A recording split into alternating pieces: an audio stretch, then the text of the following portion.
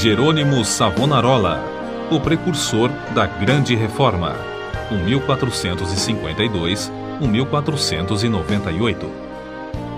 O povo de toda a Itália afluía em número sempre crescente a Florença. A famosa Catedral do Duomo não mais comportava as enormes multidões. O pregador Jerônimo Savonarola, abrasado com o fogo do Espírito Santo e sentindo a iminência do julgamento de Deus, trovejava contra o vício, o crime e a corrupção desenfreada na própria igreja. Como resultado, o povo abandonou a leitura das publicações torpes e mundanas para ler os sermões do ardente pregador. Deixou os cânticos das ruas para cantar os hinos de Deus. Em Florença, as crianças fizeram procissões, coletando as máscaras carnavalescas, os livros obscenos e todos os objetos supérfluos que serviam à vaidade.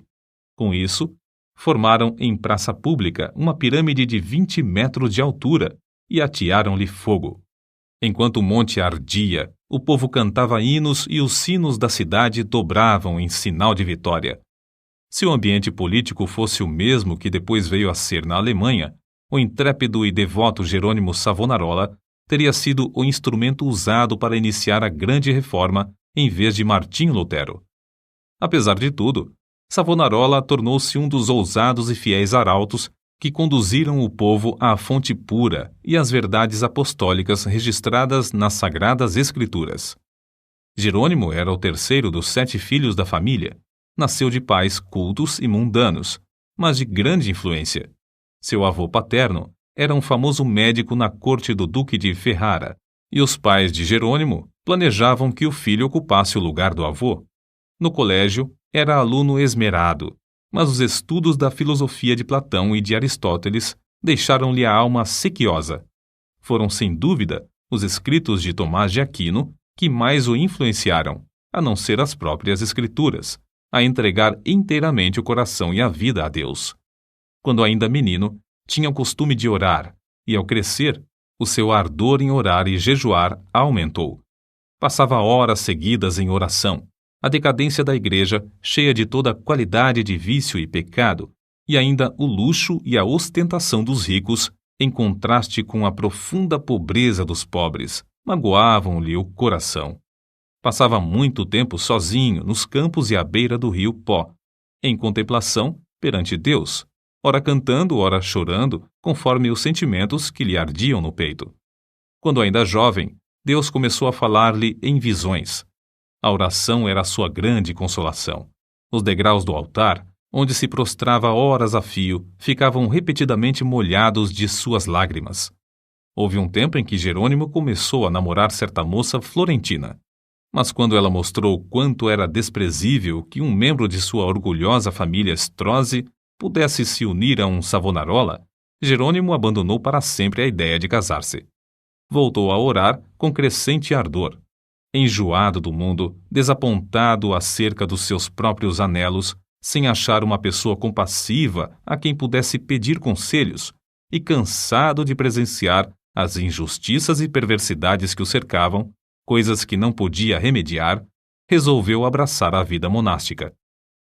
Ao apresentar-se no convento, não pediu o privilégio de se tornar monge, mas rogou que o aceitassem para fazer os serviços mais vis, da cozinha, da horta e do mosteiro. Na vida do claustro, Savonarola passava ainda mais tempo em oração, jejum e contemplação perante Deus.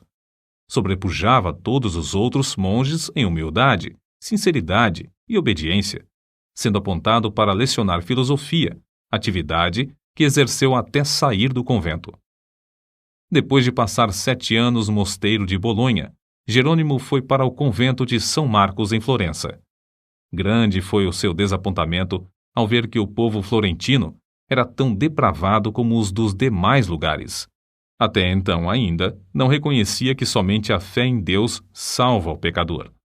Ao completar 1 ano no convento de São Marcos, foi apontado instrutor dos noviciados e, por fim, designado pregador do mosteiro. Apesar de ter ao seu dispor uma excelente biblioteca, Savonarola utilizava-se mais e mais da Bíblia como seu livro de instrução.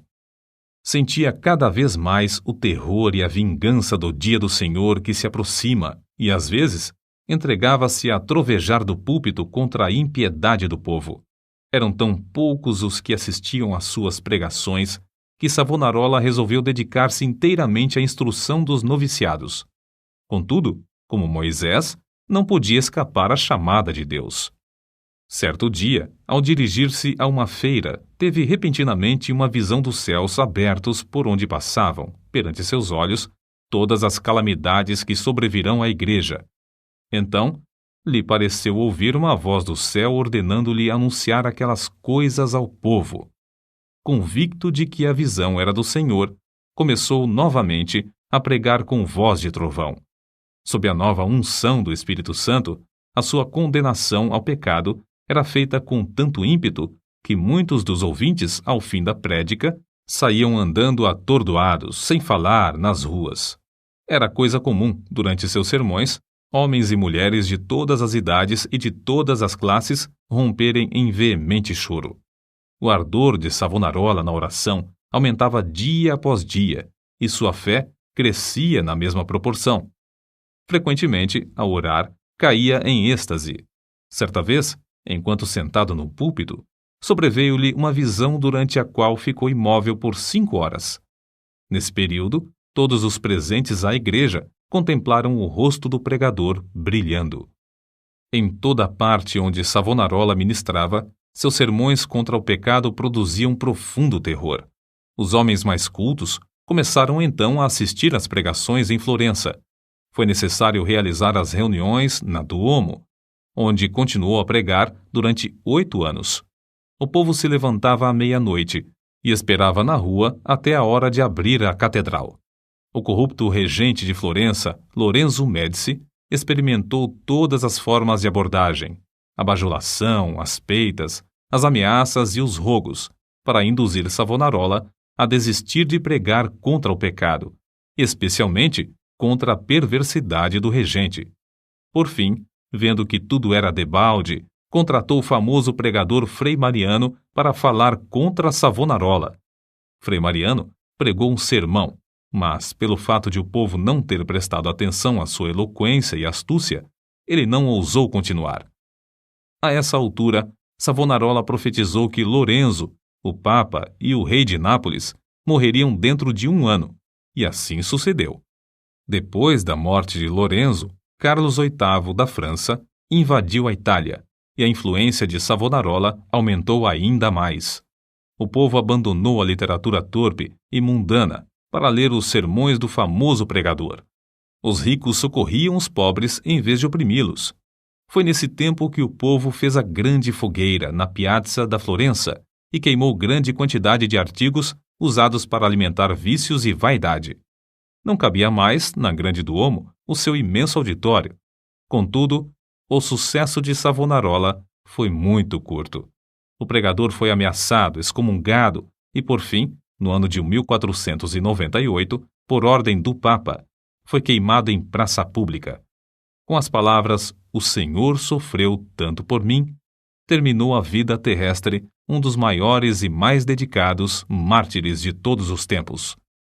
Apesar de continuar até a morte, sustentando muitos dos erros da Igreja Romana, ensinava que todos os que são realmente crentes estão na verdadeira Igreja. Alimentava continuamente a alma com a palavra de Deus. As margens das páginas da sua Bíblia estão cheias de notas escritas enquanto meditava nas Escrituras. Conhecia uma grande parte da Bíblia de cor e podia abrir o livro instantaneamente e achar qualquer texto.